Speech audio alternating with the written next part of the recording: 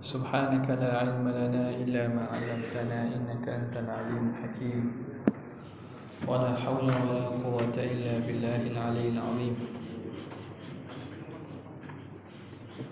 رب اشرح لي صدري ويسر لي أمري واحلل عقدة من لساني يفقهوا قولي وسدد لساني واهد قلبي بحق سيدنا محمد صلى الله عليه وسلم اللهم ألهمنا بالعلم وزينا بالحلم وأكرمنا بالتقوى وجملنا بالعافية اللهم أخرجنا من ظلمات الوهم وأكرمنا بنور الفهم وافتح علينا بمعرفة العلم وحسن أخلاقنا بالحلم واجعلنا ممن يستمعون القول فيتبعون أحسنه والحمد لله رب العالمين. Alhamdulillah, bersyukur kehadrat Allah Subhanahu wa taala kerana taufik dan inayah daripadanya dapat sama-sama kita berada pada malam ini untuk meneruskan lagi pengajian kita daripada kitab Fathul Mu'in pada babun nikah. Kita sampai pada muka surat yang pertama pada terjemahan Fathul Mu'in dalam bahasa Indonesia pada kata muallif wa sunnah. Bismillahirrahmanirrahim. Qala al-muallif rahimahullah wa nafa'ana bi'ulumihi fid darain amin.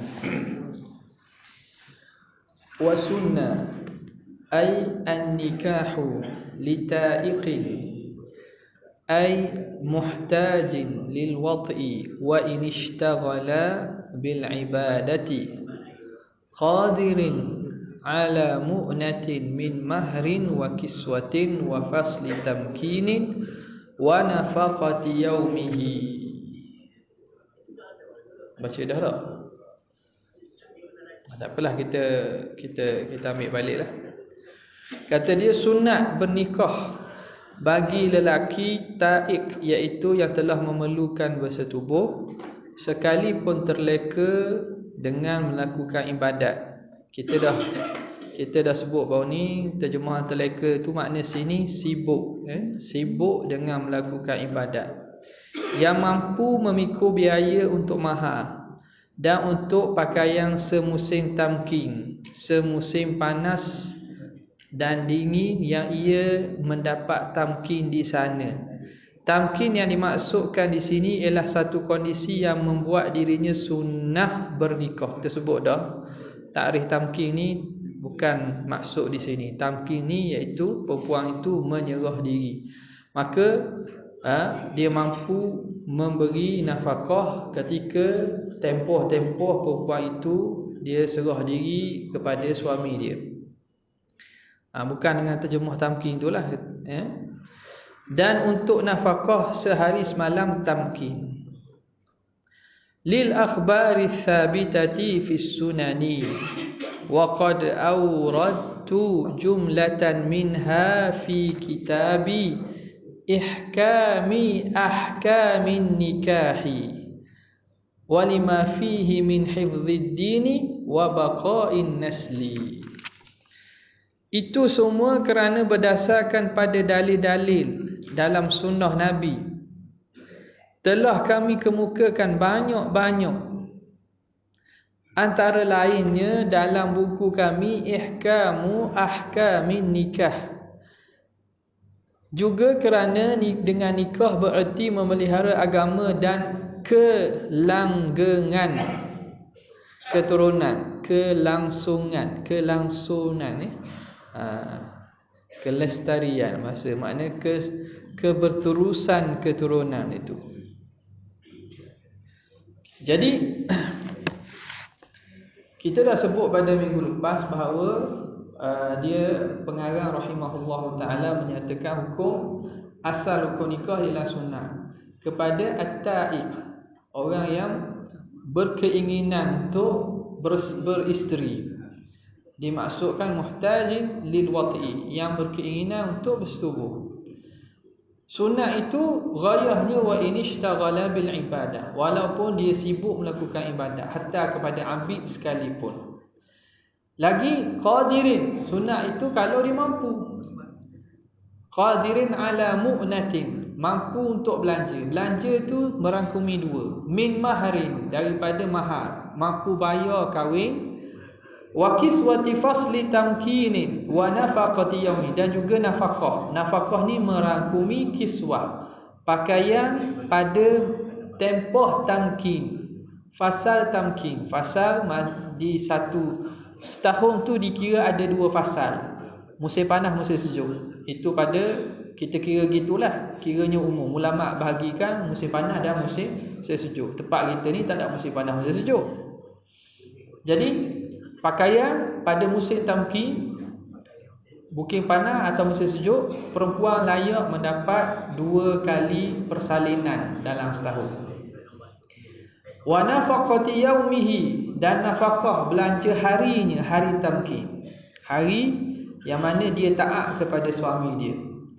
Nafkah hari itu dikira sebagai wajib kepada suami. Maka kalau hari yang perempuan itu nusyuz, gugur nafkah ke atas suami. Hari perempuan tu nusyuz, hari nusyuz perempuan tak layak dapat nafkah daripada suami dia. Kesemua ini, hukum sunat ni diambil daripada mana? Lil akhbari, berdasarkan hadis-hadis ats-tsabitati fis sunan, yang sabit dalam sunnah Nabi sallallahu alaihi wasallam. Dalam hadis Nabi kata, ya ma'syaras syabab man istata'a minkumul ba'ata falyatazawwaj.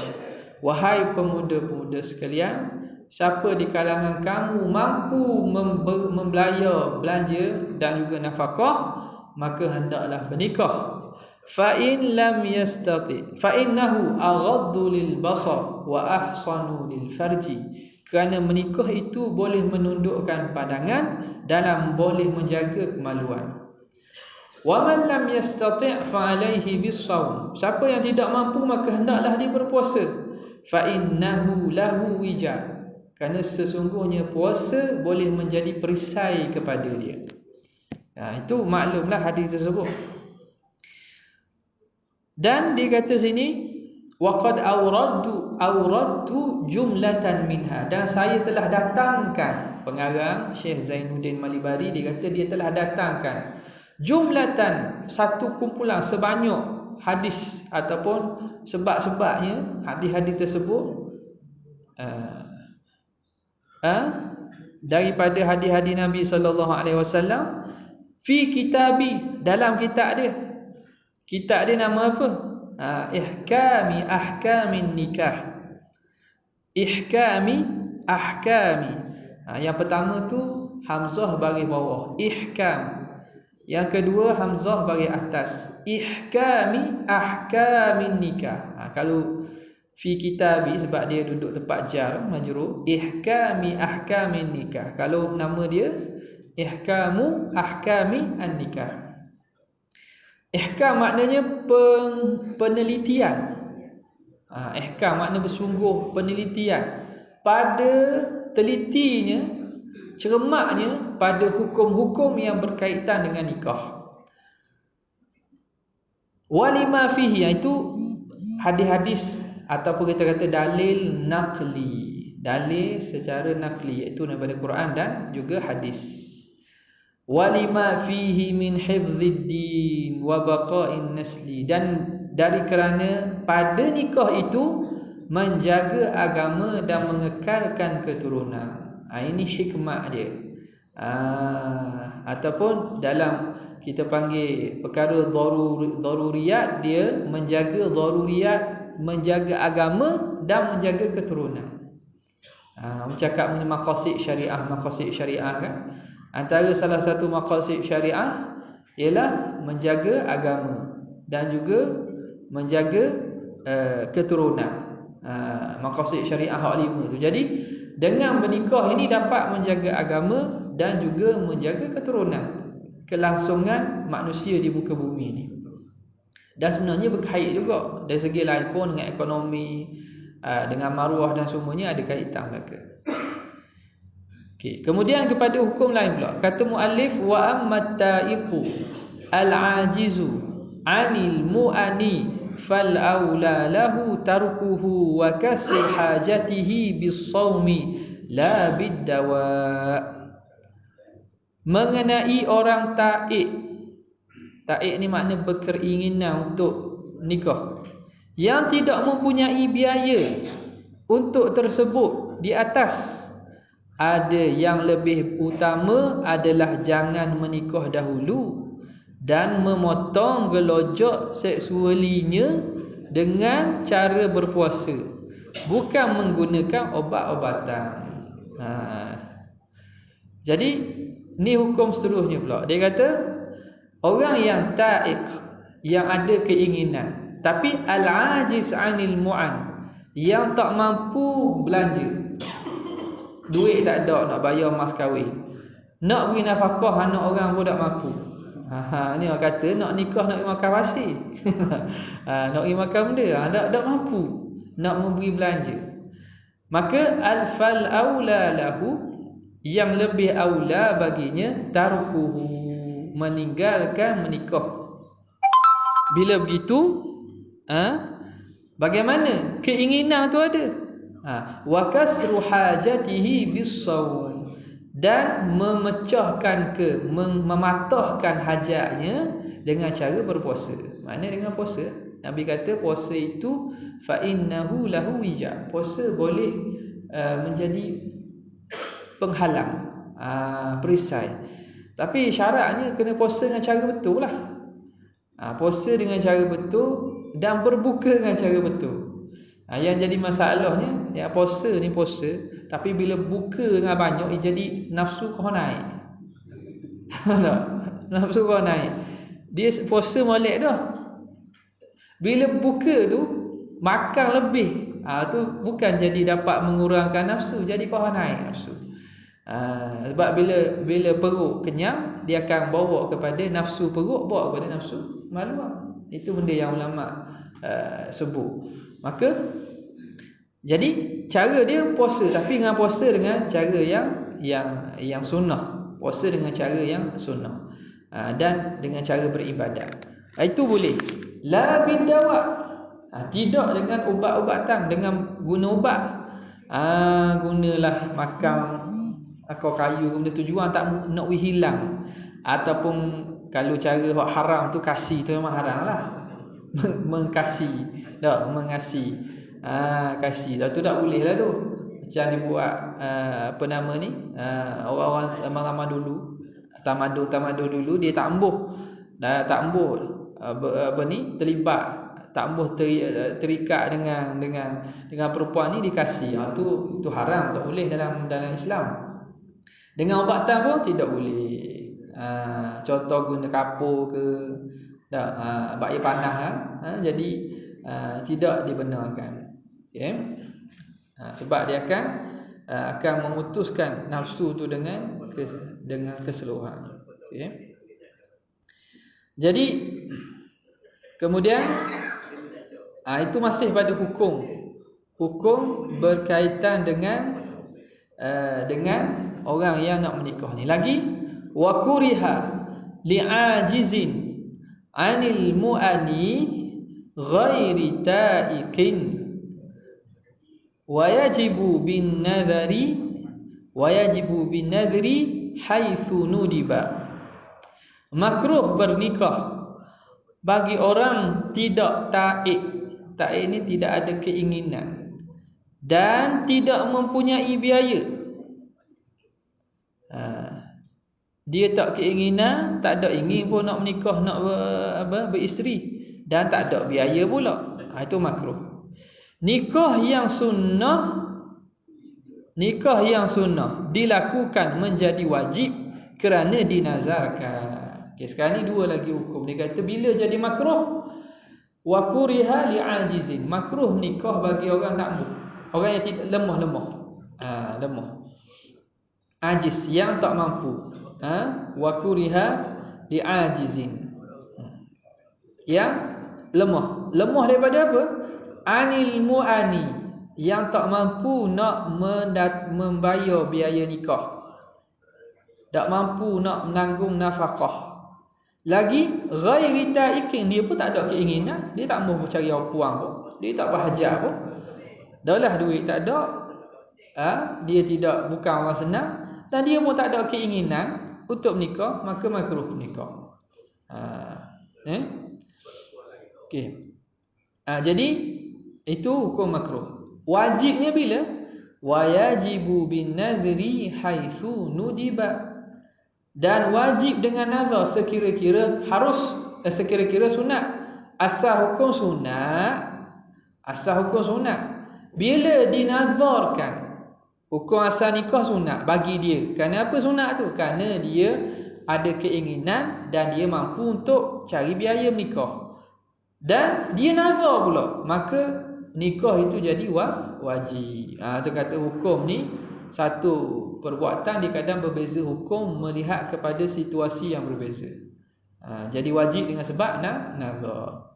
Setengah dari kitab lain kata wajib apabila tidak ada jalan lain untuk dia menunaikan keinginan nafsu dia kecuali dengan cara nikah. Kalau tak nikah dia akan jatuh dalam maksiat, maka hukumnya wajib juga. Okay, habis.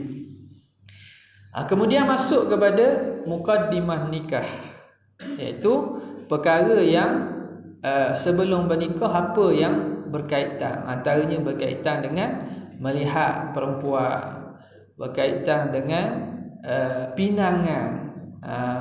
Ini masuk dalam perkara-perkara yang dikatakan muqaddimah an-nikah. Wa sunnah nadharu kullin min az-zawjaini ba'da al-'azmi 'ala an-nikahi wa qabla al-khitbati al-akhara ghayra 'awratin muqarraratin fi syurutis salah. Sunnah untuk dua belah pihak calon suami dan calon isteri saling menonton dan mempertunjukkan selain bahagian aurat lah yang ditetapkan sebagai syarat solat, aurat hak dalam sembahyang, setelah bermaksud bulat untuk menikah. Bulat untuk menikah, berazam untuk menikah, tetapi sebelum khitbah, sebelum meminang. Okey, masuk kepada ahkamun nazar. Ahkamun nazar, perbincangan berkaitan dengan sini juga ia akan bincang berkaitan melihat dan juga aurat. Dalam bab nikah, yang keduanya dalam bab sembahyang, itu melibatkan aurat. Okey.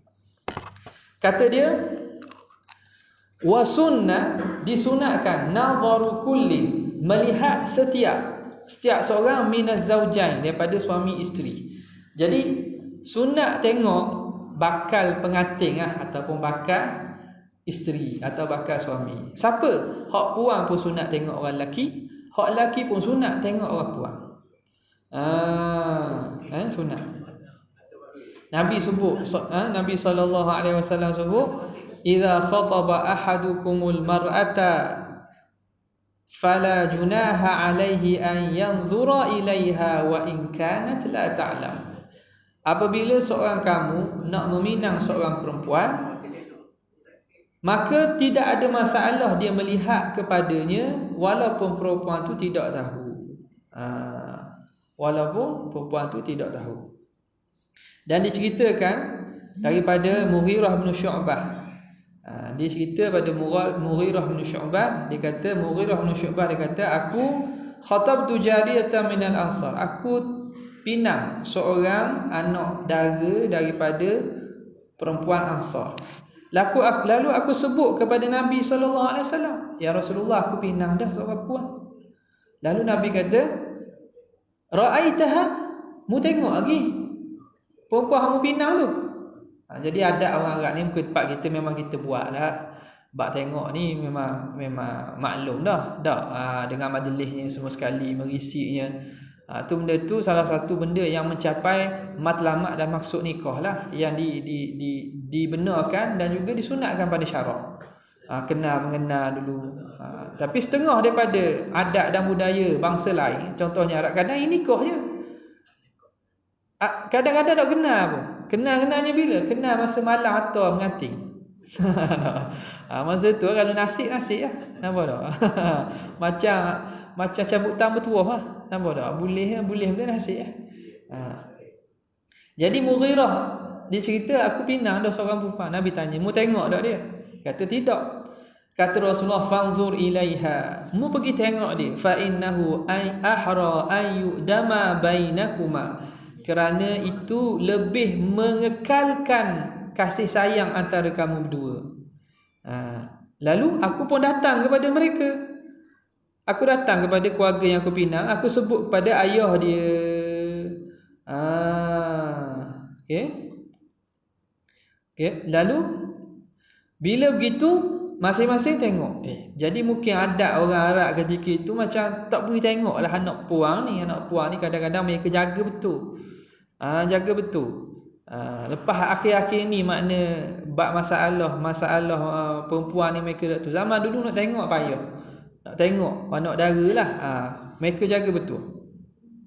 Maka perempuan itu bila tengok mak ayah dia macam payah nak bagi tu, dia dengar.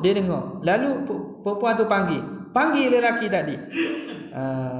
Panggil lelaki tadi, perempuan tadi pun tanya lelaki tadi. Perempuan tanya, kalau Rasulullah suruh kamu tengok, maka aku nak pergi tengoklah. Kalau tidak aku tak pernah. Lalu dia kata betul lah, Rasulullah beritahu pada aku suruh tengok. Lalu dia pun tengok perempuan tadi tengok dia. Maka kata Mughirah bin Syu'bah, lalu aku menikahi perempuan tadi.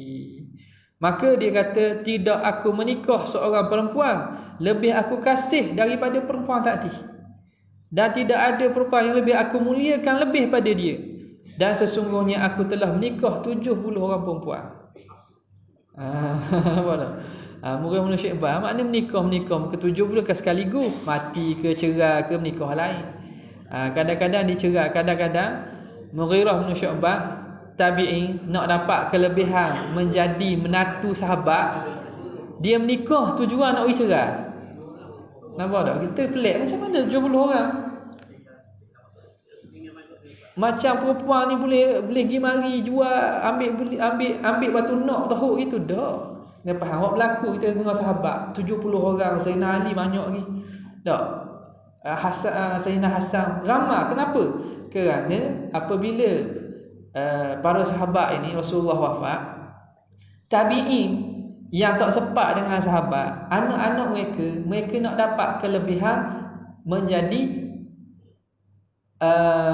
mertua, pok tua kepada sahabat. Dan mereka tabi'in mana dapat kelebihan sahabat? Tak ada orang boleh dapat kelebihan sahabat yang duduk dan tengok Rasulullah SAW. Jadi mereka ada anak, mereka suruh nikah dan suruh cerai. Nak suruh nikah je, nikah dah lama sikit cerai, tak apa, dah orang lain nak pula. Boleh pak je kan, boleh pak je. Itu yang boleh jadi dapat 70 tu. Jadi benda ni dah pelik. Tak apalah, kamu nikah dengan anak aku, lepas tu bersama sikit, tak boleh dah cerai. Cerai lah. Kadang nak suruh dapat apa? Dapat kelebihan. Anak aku ni kalau boleh anak dapat. Kalau boleh anak pula, katalah boleh anak. Anak tadi tu jadi tabi'in, anak kepada sahabat. Jadi anak pada sahabat. Kalau dia nikah sama-sama tabi'in, anak pada tabi'in, tak komang. Ni anak pada sahabat. Jadi nak dapat kelebihan tu, maka dia bernikah dengan sahabat tu ramai, kita nampak. Jadi Mughirah bin Syu'bah kata, aku menikah 70 orang perempuan. Tidak ada perempuan yang lebih aku sayang, lebih aku kasih daripada perempuan hak tadi, hak Nabi suruh aku tengok. Nampak? Jadi mengikut arahan dan mengikut pesanan Nabi tu dapat keberkatan yang lebih. Jadi Mughirah buat tu berdasarkan apa Nabi suruh dapat. Dia kata ada, walaupun aku nikah 70 orang, tak boleh sama dengan seorang puang ni yang Nabi suruh aku tengok ni. Amin. Ini tajuk ni tak ngatuk lah. Nampak? Jadi itu kata dia. Maka berdasarkan kepada hadis-hadis dan juga galakkan tersebut, disunatkan melihat setiap daripada suami isteri. Bila sunat itu? Ba'dal azmi, selepas daripada berazam ala nikah, azam untuk nikah, wa qablal khitbah, sebelum pinang. Sebelum pinang. Jadi sunat tengok ni bila dah berazam nak nikah. Kalau saja-saja macam budak-budak muda anak sekarang budak-budak muda tak mau nikah lagi, saja-saja nak tengok anak dara, tu tak boleh. Tak boleh. Saja-saja nak tengok, nak ngitar duduk tepi jalan, itu tak boleh. Nak tengok setelah daripada azam untuk menikah. Nak menikah ni, nak cari, maka dia pun kenal ni, dia pun nak tengok. Tapi saja-saja nak pergi tengok. Mari rumah kita nak berapa wang nak tengok. Saja nak tengok, tak boleh. Kena tujuan nak dah berazam untuk nikah. Wa qabla al-khitbah, dan sebelum daripada pinang. Adapun selepas meminang itu harus dah lah, sebab bila orang pinang ni orang tengok dah. Nak tengok lepas pinang boleh tak? Itu hukumnya ulama kata harus sajalah, harus. Jadi sunat ini sebelum pinang ni. Supaya jadi boleh tengok angga layak tak layak dengan kita, sesuai tak sesuai dengan cita rasa. Cita rasa orang macam-macam. Hak puang tu pula kenal ke tak lelaki, hak lelaki kenal tak ke hak puang. Kena tengok daripada kedua-dua belah pihak. Al-akhara, melihatkan pihak satu lagi, ghaira auratin, selain daripada aurat. Aurat tak boleh. Aurat mana ni? Auratin ghaira auratin muqarraratin fi syurutis salat, selain daripada aurat yang telah ditetapkan dalam syarat sembahyang. Gigi akan sebut macam biasalah, lelaki antara pusat dan lutut, perempuan seluruh badan kecuali muka dan dua tapak tangan. Hamba perempuan pun antara pusat dengan lutut juga. Aurat dalam sembahyang. Okay, jadi benda tu dibenarkan tengok. Dibenarkan tengok. Kemudian katanya fayanzuru. Ini tafri'. Ini daripada sunat itu, fayanzuru minal hurrati wajhaha liya'rifa jamalaha wa kaffaiha dhahran wa batnan liya'rifa khusubata badaniha wa mimman bihi rifqun ma'ada bainas surrati wa rukbati wa huma tanzurani minhu dhalika. Maka pihak lelaki menonton, contoh ni tengoklah, menonton calon isterinya yang bukan budak. Calon isteri yang bukan budak. Budak ni masuk hamba bukan budak kecil. Budak masuk hamba. Bukan budak yang bukan hamba. Mana boleh tengok? Pada bahagian wajah, untuk mengetahui kecantikannya, dan kedua telapak tangan bolak-balik. Bolak-balik mana depan belakang, untuk mengetahui kehalusan kulit tubuhnya. Kehalusan kulit tubuhnya. Jadi terjemuh lain tu. Kehalusan kulit tubuh. Dia tak ada kaitan kehalusan kulit tubuh ni. Dia sepatutnya mengetahui kesuburan tubuhnya. Jadi kehalusan kulit tu moleknya diterjemah dengan kesuburan tubuhnya. Khusubah ni subur, bukan halus. Bukan kehalusan. Kehalusan lin ataupun latafatu, kelembutan tu. Jadi kehalusan kulit itu bukan terjemah dia. Tapak kaki tak boleh tengok. Sebab dalam semayang puan boleh nampak tapak kaki tak? Tapak kaki aurat tak dalam semayang? Aurat boleh tengok. Tapak kaki tak tengok. Mana nak tengok? Kuku cekang tak? Tu kena atur orang lah. Tengok puan kuku cekang ke tak? Tapak kaki pecah ke tak? Lepas ni ada boleh atur wakil daripada pihak perempuan. Tu boleh tengok lebih lah. Tengok lebih daripada muka dan tapak tangan. Okey. Jadi terjemah kehalusan kulit itu kurang tepat tu. Mengetahui kesuburan tubuhnya, bukan kehalusan kulit. Dia tak ada kaitan kelulusan kulit ni. Dan kalau budak, kalau hamba perempuan, maka melihat seluruh tubuh selain antara pusat dan perut. Pusat perut dengan lututnya. Pusat perut dengan lututnya. Sedang calon isteri, baik budak ataupun bukan, sama ada hamba ataupun orang merdeka, melihat seluruh tubuh calon suaminya selain pusat perut dengan lutut. Antara pusat dan lutut tak bolehlah bantu aurat orang lelaki. Okey. Jadi sekarang ni dia cerita, setelah dia kata sunat hukum melihat antara lelaki perempuan ni sebelum lepas dia azam untuk menikah dan sebelum dia pinang, melihat selain daripada aurat. Maka dia teranglah, fayanzuru minal hurrati wajhaha. Maka orang lelaki boleh melihat daripada perempuan yang merdeka muka dia.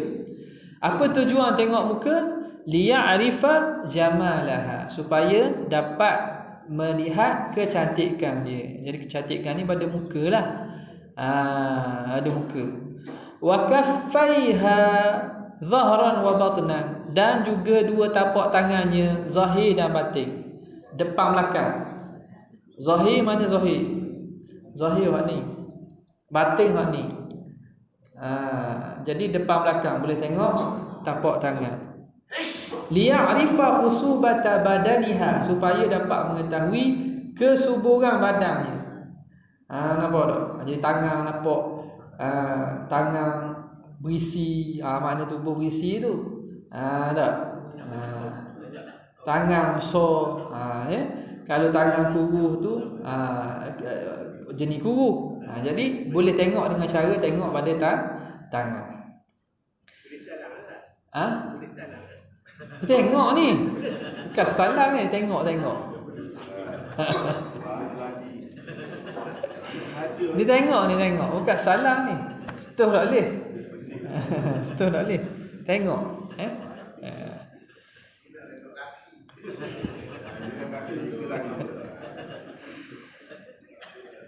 Habis. Itu kalau perempuan merdeka.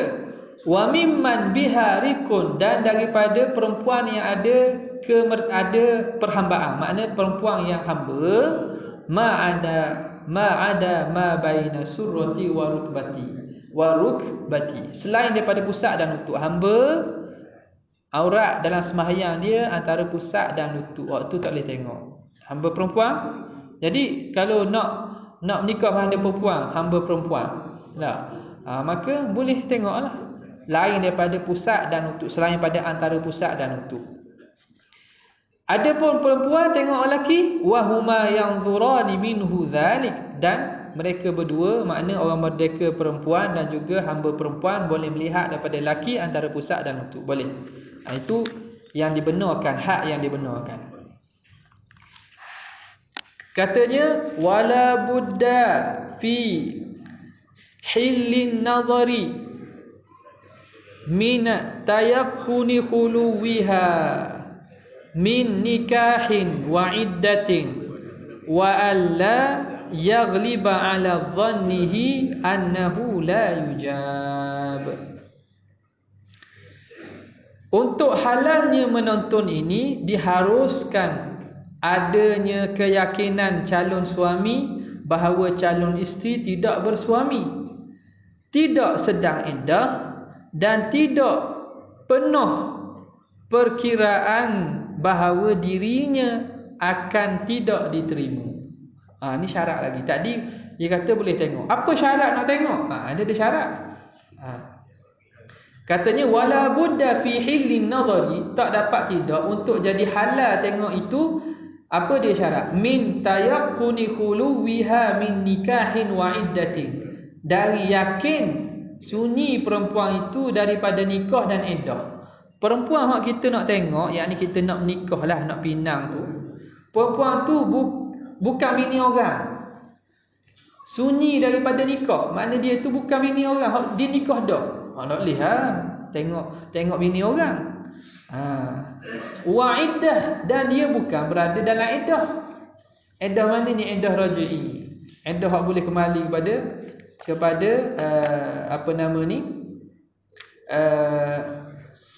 suami dia. Nampak tak? Kalau maknanya perempuan hak dalam iddah baing dah, hak tu macam dia tak boleh nak menikah tu, tak boleh nikah lagi. Cuma boleh sindir, boleh sindir. Okey, jadi mesti perempuan tu dia bukan isteri orang atau berada dalam iddah. Lagi wa alla yaghliba ala dhannihi, dan jangan dia ghalib atas zon sangkaannya annahu la yujab, bahawa dia tidak akan dijawab, dia tidak akan diterima. Dia nak kita tanya perempuan tu, mesti dia jangan sangka, kalau dia yakin tak diterima, tak usah kita tengok tu maksudnya. Jangan dia sangka dia tidak akan diterima. Kalau jangan dia yakin dia tidak akan diterima, ataupun jangan dia ghalib zon dia tidak diterima. Kalau dia berat sangkaan berat dia tak diterima, ketika tu dah halal tengok. Apa nak kita tengok? Awak nak kita tengok orang hak perempuan yang takkan terima awak. Jadi nak ada ke tengok? Jadi hak halal tengok tu kalau dia kata ada benda ni, ada peluang ni. Nampak tak? Ni ada peluang ni. Kalau ada peluang tak apa. Tapi kalau ghalib zon tak ada peluang, dah usah kita tengok ketika itu dah halal tengok. Nampak? Jadi jangan dia ghalib, dia berat sangkaan, dia tidak diterima. Okey. Kemudian katanya wanudiba liman la yatayassaru lahu an-nazaru an yursila nahwa imra'atin liyata'ammalaha wa tasifaha lahu. Sunnah ni sunnah lah bagi orang yang tidak bisa menontoni, mengutus semacam orang wanita untuk menonton dan mengingat-ingat wanita yang dimaksudkan. Mengingat-ingat, ta'ammal ni perhati diterjemah dengan mengingat-ingat. Maksud ni perhati. Kemudian menggambarkan kepadanya bagaimana sifat wanita tersebut. Ni boleh juga. Apa dia? Utus wakil. Wa nudiba liman la yatayassaru lahu an-nazar. Disunatkan bagi orang yang tidak mudah baginya nak tengok, payah nak tengok, ataupun pihak sana tak beri tengok ke mana, payah nak tengok. Boleh ayursila nahwa imra'atin, dia mengutuskan umpama perempuan. Dia tak utuskan nahwa imra'atin, seumpama perempuan. Okey. Seumpama perempuan, bukan mesti perempuan. Contoh lain lagi, adik lelaki dia, mahram dia. Mahram dia kan? Mahram bakal isteri tu, bakal perempuan tu, adik dia. Dah adik dia, bukan tak payah utuh, tanya je lah. Nampak tak? Tanya, adik kakak awak ni ke mana? Nampak tak? Bukan mesti perempuan. Bukan mesti perempuan. Umpama mahram bagi wanita tersebut, boleh utuh. Ni tengok kok, mak dara dia pergi tengok kok tu, anak dara orang tu ke mana. Okay? Supaya apa? Litata'ammalaha, supaya dapat memerhatikan dia. Wa tasifaha lahu, dan mensifatkan perempuan ni bagi dia. Hak ni kalau orang tak mampu ke, hatta hak mampu pun boleh buat. Dia tengok dah tapi tak puas hati, sebab tengok ni muka dengan tangan. Nak zaman sekarang boleh tipu. Sebab tu disuruh tengok, dia suruh tengok gambar. Zaman sekarang ni telefon semakin canggih.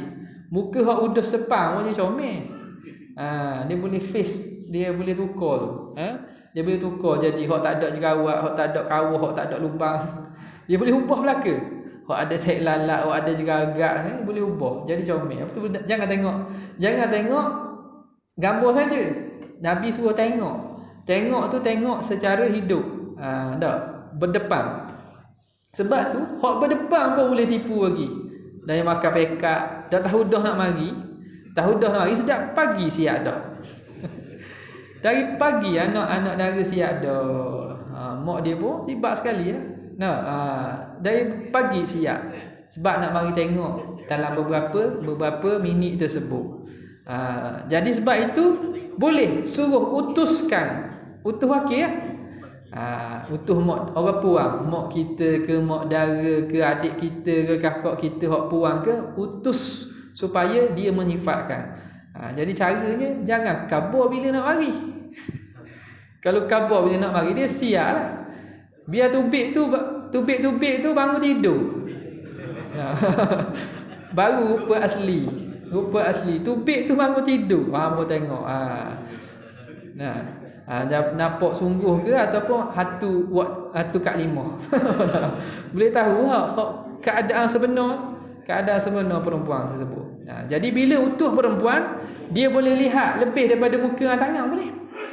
Rambut boleh tengok, ada rambut tu, tak ada rambut rupanya. Dia kalau muka dan tangan tak nampak. Tak ada rambut rupanya. Baru boleh tengok kaki. Kaki tadi. Ada sakit tak sakit, kurat tak kurat, boleh tahulah. Jadi itu berdasarkan orang kita maklum belaka dah. Buat orang-orang tua kita maklum belaka cara. Kadang pergi rumah tu mayang sekali. Dah masa mayang tu tengok ambil air semayang, tengok macam mana. Boleh kenal gitulah. Bukan gitu. Kadang tak perlu nyata pun saya mari nak tengok, tapi kita duduk sekali dengan dia. Masa semayang ambil wuduk sekali, nampaklah. Bahagian awak boleh nampak masa ambil wuduk. Nampak tak? Jadi caranya gitu. Wa kharaja bin nadhari al-massu fayahrumu idh la hajata fihi. Tidak termasuk erti menonton, iaitu memegang, maka hukumnya haram sebab tidak ada perlunya. Ni masalah tadi, salang ke? Orang puan boleh tengok tangan, bukan salang dengan perempuan. Katanya wa kharaja bin nadhari, keluar dengan kata musannif nazar, tengok itu. Makna tak termasuk tengok, al-massu, setuh. Setuh tak termasuk. Makna setuh tak boleh. Fayahrumu, haram setuh. Setuh perempuan yang kita nak bina tak boleh setuh. Kenapa? Idla hajata ilai, tidak berhajat kepadanya. Tidak berhajat kepadanya. Tak pun nak setuh, mana boleh. Itu benda haram. Tengok tu pun diharuskan kerana sebab, dan kerana Nabi SAW suruh tengok. Nak setuh tak boleh lah. Nak tahu tangan kasar tak kasar, kulit dan lembut, itu kena suruh hatta wakil. Dah orang buta macam mana orang buta? Orang buta nak menikah, nak tengok dia boleh setuh tak? Nampak ada hidung tak, ada telinga tak? Tak boleh. Orang buta pun tak boleh nak setuh perempuan. Caranya dia kena hatta wakil. Kena hatta wakil supaya tengok perempuan tadi dan mensifatkan kepadanya, kepada dirinya. Adapun dia nak setuh, itu tidak dibenarkan. Tidak benarkan. Itu berkaitan dengan hukum melihat. Lepas ni dia akan sebut beberapa hukum berkaitan dengan melihat lagi. Pada kata dia muhimmatun, wallahu taala a'lam. Sekadar itu saja. Wabillahi taufiq. Assalamualaikum warahmatullahi wabarakatuh.